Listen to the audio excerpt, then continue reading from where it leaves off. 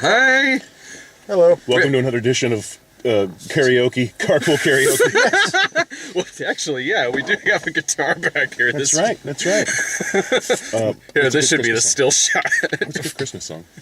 Oh, whatever it is. Merry Christmas, go to hell. Whatever it is, I'll butcher it. Yeah.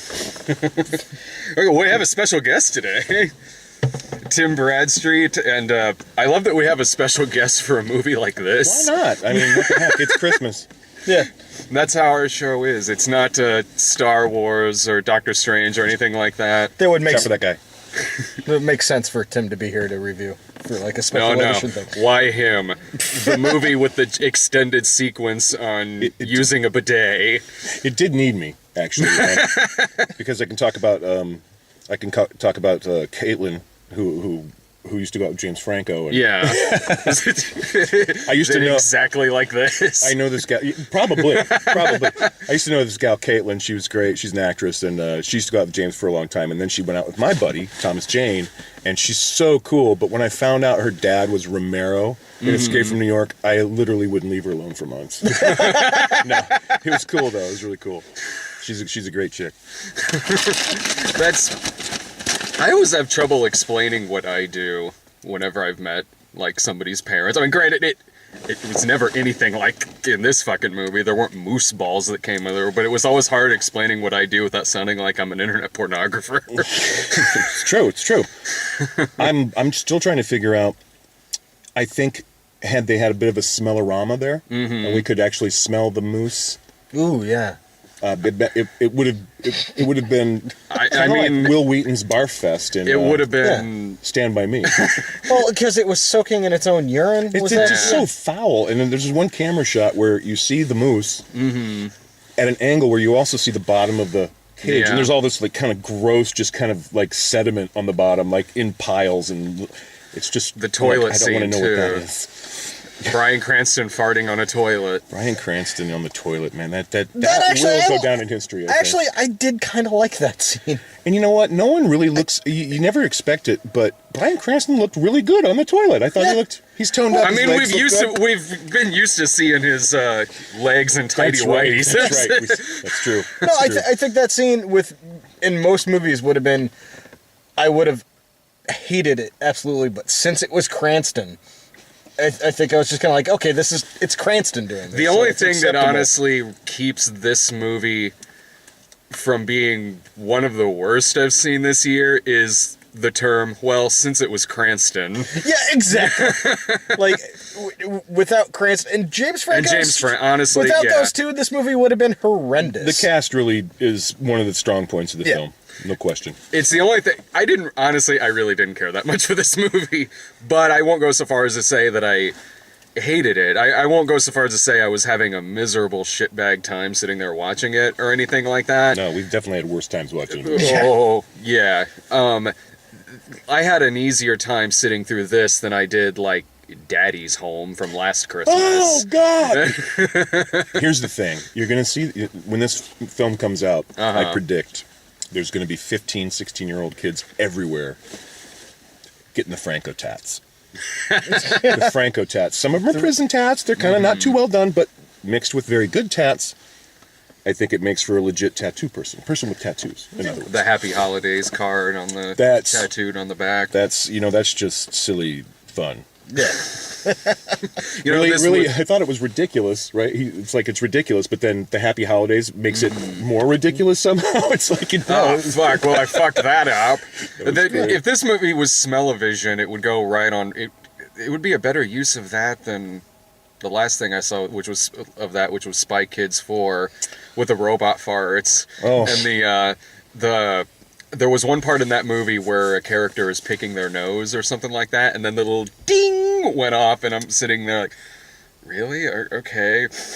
I guess that's what the inside of her nose smells like. Cardboard. Good times, yeah. Yeah, that's the kind of thing that keeps me in the seats, really. Yeah. I saved that card. It's that kind of attention to detail that I enjoy in a film, but rarely get, actually. That's why we had a great time at this movie. I mean, what did you guys think of this? What would be your rating system? Would it be a 5-star? Or a... Typically what we say is like, sometimes we'll say like, oh, this is worth going out to the theater to see, or maybe this is worth a matinee or a Netflix or a rental, or just skipping it entirely. I think dates would have a really good time with this movie because it's just, there's nothing to feel depressed. I mean, No, it's the kind of there's- movie that just make you walk out in a good mood. I think It's endearing to a degree, yeah, and it's a little childish, but A little. that's just the character. This movie has a characters- scene Well, in okay, which a moose moose balls, soaked yeah. in urine, and that's the climax. This movie's big engagement has them being shit on by I birds. thought it was the cameo at the end. Oh, the Kiss cameo? Spoilers. We Spoilers. We spoil we everything. Like Kisses. Two members of Kiss are in I this. thought, and it's weird too because I saw Paul Stanley not too long ago in makeup, and he looked really good. He looked really tired. He looked. I mean, he was kind of droopy, Yeah. which I hate to see. I hate to see your icons Those go there. facelifts are starting to melt. Yeah. That could be part of the Yeah. problem. Is these do. Yeah. I've met a few of them because they've been to conventions that we've done, and Kiss is Nick Foster, who does some stuff. It's been in some movies on our site. That's like his favorite band. So every time I'm at a con, I get a picture of myself with them to send to Nick because that's my you have dream to meet all members of Kiss the- before Nick gets a chance. The time I met Gene, he was at my table at San Diego Comic-Con, and he said something like, "You're the Punisher artist," and I was like, Yeah. yeah, and then I was like, "Fuck, it's Gene Simmons." I mean, are you kidding me? I was a crazy Kiss fan. So I asked him if I could have a picture with him. He said, "Sure," and we took a picture, and he goes, $10. Nice. And he was serious. Yeah. I thought he was kidding. He was serious, and so I gave him his $10. I'd be I like, mean, I I already would've took said- the picture. Fuck you. I would have said keep it, or no, it wasn't. It was my friend that shot the picture, so he probably wasn't serious. But out of deference to Gene, Well, and Gene's always looking for that $10. Always. Gene, Yeah. it's why he's one of the richest men in Yeah. what he does. He's Crazy. one of the only ones of the band that I haven't met. Really? You haven't met Gene? No. Peter Criss. I don't know as much about him as Nick does, or that you guys would. But one of the guys who was with him in the '80s. Not one of the original members. Vinnie No. Vincent. What? Vinnie Vincent. Yeah, I think that was He it. would have been the replacement for Ace, Yeah, the first one. I think that was it. It was a con in. That was Days of the Dead in Chicago, I think. Wow, that's going back. And Vinny, remember Vinny's Kiss makeup? He had the onk Yeah, kind yeah. of Oh, look, okay. and he was really kind of creepy looking. Yeah.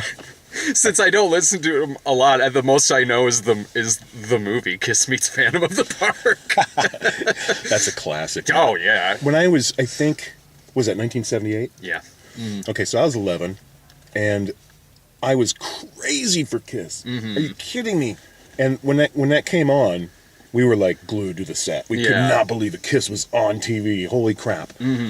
And but obviously that movie does not hold up for anyone older than 12, really. But is that's it- also is one of it the charms about it. Ace Frehley dubbed in that movie too.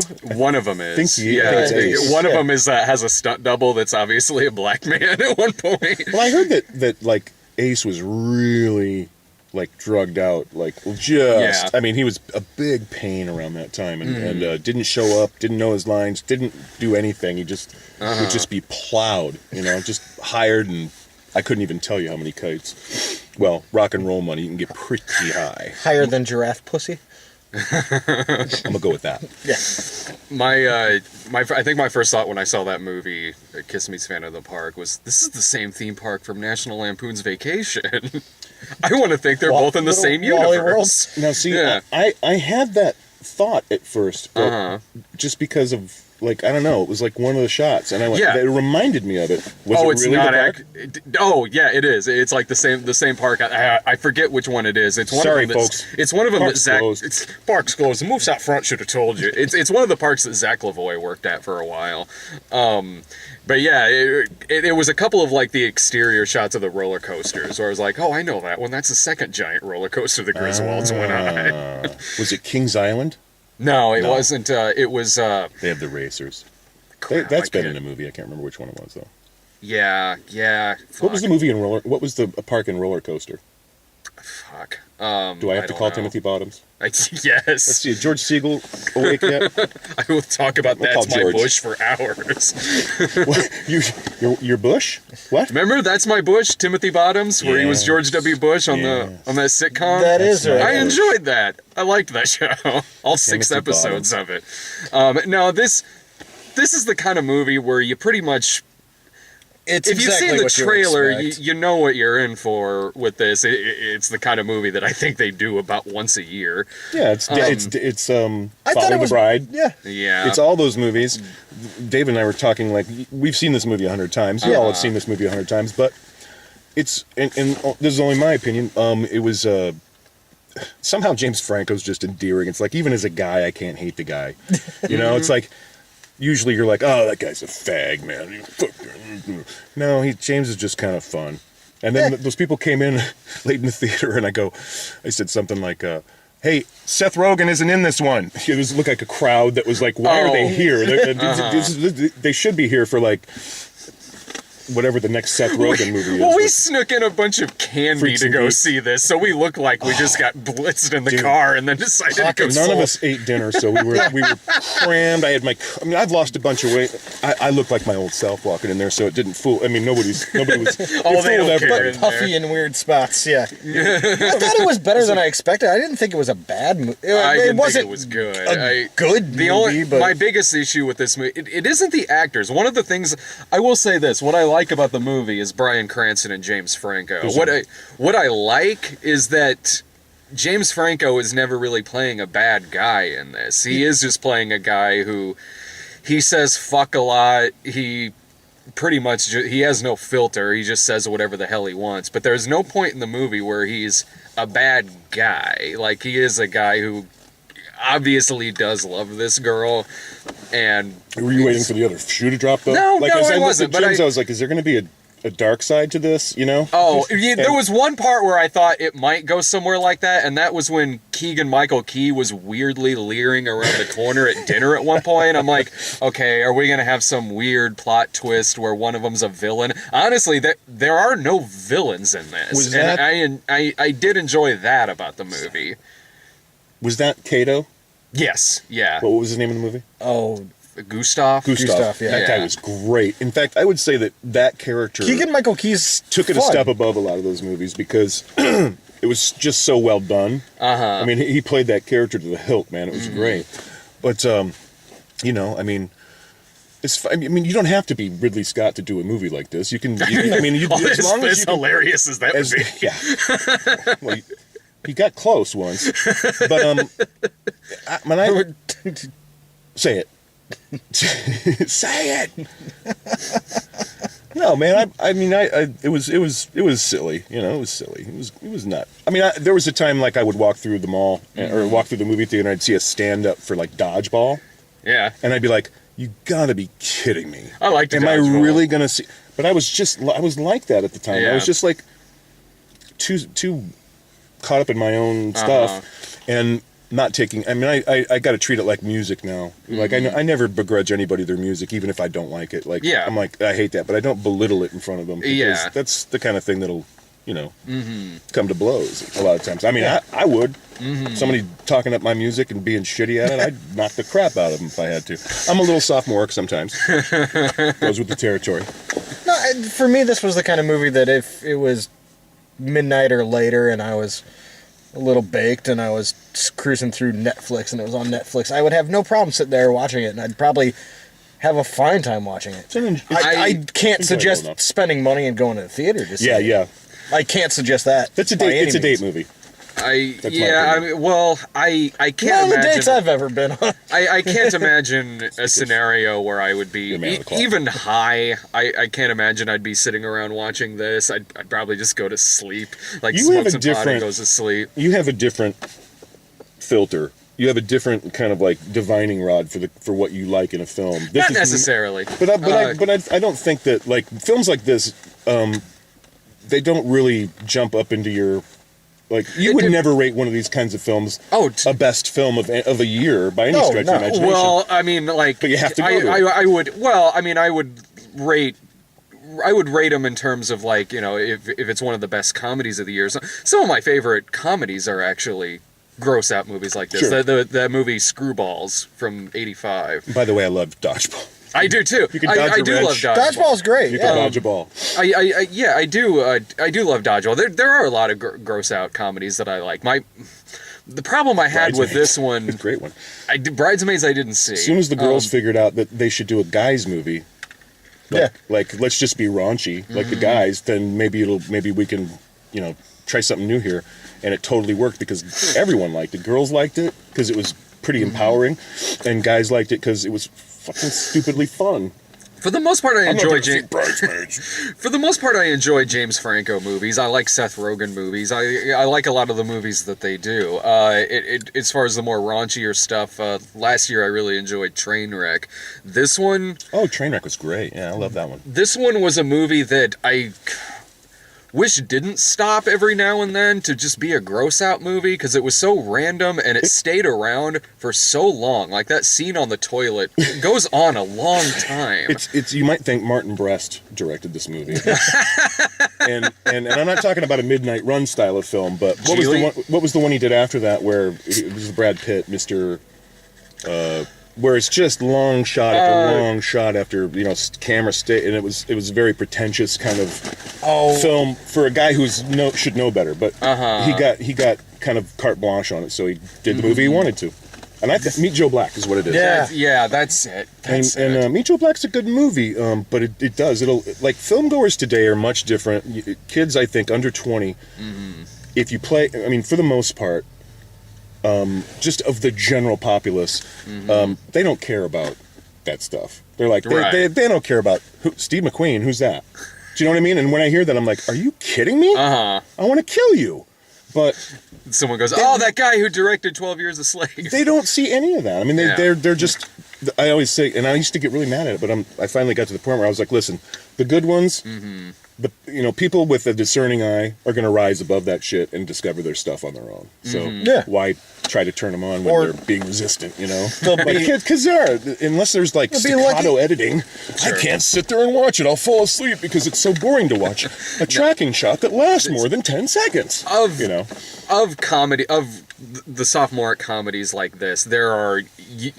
There are better ones. Well, no, there were also much worse ones this year. There was 50 Shades of Black, and there was a Medea Halloween and things like that. I mean, this movie, the chuckles that I got out of this movie would be like what Bryan Cranston was reacting to, or maybe some of the looks James Franco had. It would have been between those two. It would have been stuff in the dialogue. The movie had just the actual gags they set up weren't by any means better than just the interactions between the actors. I think was the actual funny stuff, and which is what this movie at its heart really should have been to make it at least funnier to me. But as it was, with every 5 minutes with a semen joke or the nuts on the kid's face, it felt like the kind of thing where they had a script and then someone came in and then just marked it with crayon to write. That's right. Write like a bunch of urine and shit jokes. Give it to the whatever. What's the show? There's all these TV show, the cartoon shows like the foul ones. You know, like I want to say I keep wanting to say Major Dad. I'm not talking about Gerald McCraney. But some of those writers, you know, are always into that stuff. They're always like, hey, I'll write a crap joke, a fart joke. What, semen jokes? Bukkake? Are you kidding me? I'm like, is that really in one of these screwball comedies? I'm like, that's just kind of ill. That's another thing. It's like, this is the kind of movie where two characters might be saying something funny, and then the movie just stops dead for 5 minutes to have a conversation about what bukkake is. Well, 3 minutes. Seemed like 5 minutes. I was timing it. It was 20 minutes. Oh my god! Well, and that was half of the. It was one of those jokes that would have been. The setup for it would have been a fine throwaway joke on its own. It really wouldn't have been that bad of a... It was like, you get a little giggle. But having to come back to that and bring it up again, it was just like, well, that's not necessary. That's not the one you want to circle back to. Exactly. And this movie did that a lot. It circles back to the worst jokes in the movie, whether it's the toilet joke, the moose urine, and I don't know. Like, a lot of that stuff wasn't working for me in this because it was for me, it felt like it was just there to be gross, and that's it. It almost seemed like it was a script that was like, okay, let's take this movie that made money at the box office, and let's kind of take all the major points out of this that work for us. Okay, it's the dad-daughter relationship, it's this, it's that. And they basically just make carbon copies of these things. It's I don't know that, like a screenwriter like that, we were talking about before the show, and I was like, well, at least he got paid. Oh, sure, I'm yeah. sure. But, he probably didn't get paid very much, and probably not as much as people think he got paid. Yeah. That's just the way it is. Well, one of the writers on it. But it's a carbon copy of, No, this movie it's not a feels... challenging script to write. No, I mean, this movie feels like it was made because last year at Christmas, Daddy's Home did really well. Yeah. That's kind of what this feels like to me. Studios need to have that kind of, they need to have that variety. So, it's there's not just action movies or whatever to see. You have to have an alternative, right? Well, it's better than Collateral Beauty. Well, the horrible thing is the way the studios do it is they do it almost like comics publishers, where they get a list of the films they want to get in production, and they basically just set deadlines for all of them, so they can release them on these dates that make sense to this pie chart and this pie graph and this audience, this test audience. It's like so ridiculous because everything right now is it's about box office, it's about opening weekend, and it's the dumbest model ever created. Well, and it's the dumbest thing ever. I've brought it up before too. I honestly feel like the past couple years, it seems like every year more and more movies come out every year. Lord, yeah. And I remember, when The Matrix came out, that was the main movie playing for 6 months. Yeah. Matrix was one of those, Sixth Sense around the same time that just kind of transcended everything, and reminded you of a movie like when Star Wars came out in 77. Yeah. And in 1978, you look up at the movie marquee and it says Star Wars held over for a 67th week, and you're like, it's been playing for over a year. And you're gonna see that earlier and earlier in the year too, especially how you have months like January and February that are kind of they'll put whatever out, but meanwhile this year in February, like, you have Deadpool, which does gangbusters. You'll start seeing more and more of that earlier and earlier, and it's honestly it feels like it's also why a lot of big summer blockbusters, more of them bomb now, more so than you would kind of see. Everyone's hedging their bets on big budget, 6-figure movies. Yeah. I mean, Marvel made the model for that. And, and it's like, how do you compete with that? I mean, you can't. I mean, if you lose, you'll lose big. Yeah. If you win, you win big. But if you lose your ass. It's like if Cleopatra wouldn't have made any money, and the studio just would have went. And like with Cleopatra, how it's simultaneously on the list of the biggest bombs, yet also on the same list of the top money makers of that year. Yeah, exactly. As well as the filming, right? There were all these delays. It was almost like Apocalypse Now. Yeah. The things going on behind that film while it was in production, it was just hitting variety a lot. You have movies like Batman v Superman that have to reach $1 billion in order to consider and itself. that movie's one of the highest grossing movies of all time, but still not that much of a success compared to what it probably should have made. Compared to what they wanted. I never take box office seriously. It's bullshit is what it is. Well, it's tickets sold. If you want to rate it, like Ben-Hur probably sold more tickets than Titanic. Oh yeah, easily. I think Gone with Titanic the Wind was the biggest grossing movie of all time. Yeah. Did they get unseated? Avatar. Okay, so it got unseated, but wait, I think Force Awakens might have gone even past that. Oh, yeah? I think, maybe. I haven't looked at an adjusted box office list in a while. They were paying $2 for a ticket, $1.25 when I was a kid. So 75 cents in the early 60s. Yeah. So, I mean... But the other thing is that movie probably played for... Well, it had to 3 or 4 months, and how else are they going to see it? They have to go out in some places. They have to go out to the theater to see it, or else they don't see it. But I think that's the telling thing, though. It's just like what we were talking about electoral votes and all this stuff with the election. Yeah. I'm sorry. It's as simple as this. You vote, you count the votes, and the one with the most votes wins. That's How crazy about that? talk. Isn't that nuts? Jeez. No, I agree, because I think in terms of ticket sales, I think Gone with the Wind is still number one. Gone with the Wind would probably, have to be number one. Definitely. I think it Even is. today. And this couldn't have had a big budget to it. This will have... I'd say 30. Only because James Franco and Bryan Cranston got a budget. They spent a lot of money on set design. You could do that movie for 4. for $4 million. Oh, If you could do that. David movie for Dakota less. could do this movie in a weekend. Oh, well, sure. David Dakota has a big house that he uses in all of his movies. Yeah. So that's really what the most said in this movie was a big house. We should be talking about a remake of People Under the Stairs then. Yeah. Let's bring Everett McGill out of retirement. Well, and that's something worthy of remaking. Find stuff that's kind of middle of the road. We're getting way off topic here. I'm sorry. No, we do that's all the what we do. time. But it's it's like you can't. I don't know. It's just it gets to be the same old thing. Did you go see Don't Breathe? No. That was if you like People Under the Stairs. That was Stephen Lang as a blind guy. I love Stephen Lang. Terrorizing people in a house. I mean, I'll watch Really Band of the fucking Hand good. because Stephen Oh Lang. yeah. I mean, That's why I watched that Terra Nova show for the first few directed episodes. by Paul Michael Glazer. Remember Band of the Hand? Yeah, Paul Michael Glazer. I think he's still a director. I think he's still No, he is. working. Yeah, he's a. You get a guy that's worked on it. You got a lot of those people running around right now, former actors and stuff like that. I think my favorite director right now amongst that kind of crew. And mostly these guys are coming out of cable, like Sopranos, directed Rome, did these kinds of things. Is Timothy Van Patten of all people? I knew He's that's what you were done going to some say. amazing work, and I really think he should graduate. He should be able to graduate to feature films because he's shown he can do the Yeah. job. And I think he's really more about. I mean, every episode that I've seen of these shows that he's directed are like a step above the other ones. And it's not just they gave him the best episode. He pays that attention to little things like let's tweak the script right here. Let's let's do these things to give this movie. This could have a little TLC if we do the right things. We can make this special. Yeah. And that's how he thinks, and I love that. That's refreshing. The first I ever heard of him was remember The Master. Yeah. With Lee Van Cleef Yeah. and him. Shit, I yeah. still have the tapes of that at home. Wait, what was his salami? Yeah. It wasn't. Was that Tim Van Patten? He was. It was Tim Van Patten with salami in The White Shadow, right? Oh, and The White Shadow. Yeah, I think so. There's the correlation for that. That's right. That's right. Yeah. Yeah, you got to have an old timer like me sitting in the front seat to go back to The White Shadow.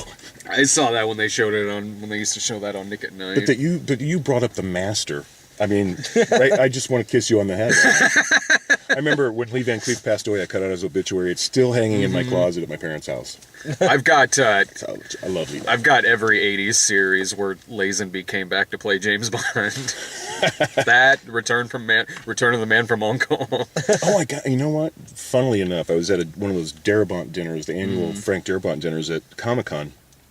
And we'd been doing it in the same place for a long time. So we knew all the servers.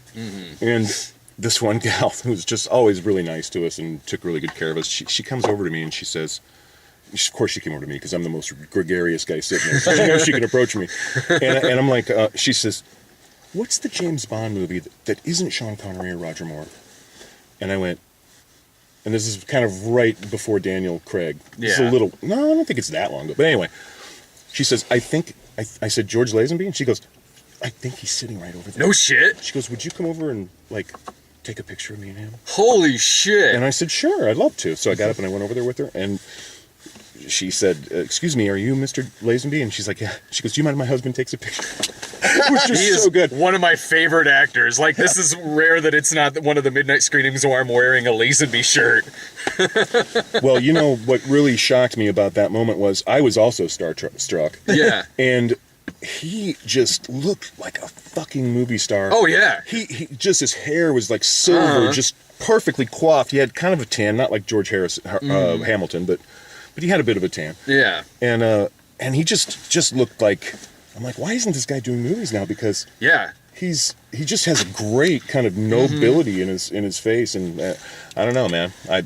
Well, he was a model and all kinds of stuff. When he was His younger, kung so. fu movies from the 70s are some of my favorites. Those are Stoner, Man from Hong Kong. Those are so Stoner. great. Man, that's what's great about being 13 years old. You can watch stuff like that, and it's infinitely entertaining, man. It's beautiful. And then, because you infinitely loved it as a child, You hold can on to be it. 40 Yeah. years old and still love it. I love Oh, it. yeah. It's great. And still have my Lazenby collection. I still have my action figures, too. He knew how to spell Lazenby when he was 5. Oh, yeah. It's not an easy name to spell because it's like hard to pronounce as well. It's hard, Lazenby? it's hard to talk a Lazy tattoo boy? artist into getting Lazenby tattooed on a 5-year-old's back. He said, "Can I get that? Can I get that in Gaelic letters, please? Like I thought he went like the the newspaper Gothic. font." Well, any final thoughts about this before I have to go see Assassin's Creed. Assassin's Creed. I kind of wish I was going to that with you because I wouldn't mind seeing Michael Fassbender and another Centurion. It seems like that's what it is. I mean, in a way. Assassin's. Honestly, I don't know that. director? Oh, Maybe it should have Neil Marshall. I don't know. Neil's awesome. He's a great dude. And I don't know much about the video game. Honestly, I'm kind of walking into this one blind. Oh, really? Yeah, Yeah. I don't know much about the video game either, other than the Yeah. fact that when I first saw those games, I really gravitated towards it because I love historical stuff and period stuff in what I do with comics and with covers and stuff. I love the subject matter, and you can really be as, treat that stuff as kind of what's the word I'm looking for? Soberly. Yeah. That's not the word I'm looking for, but it'll do.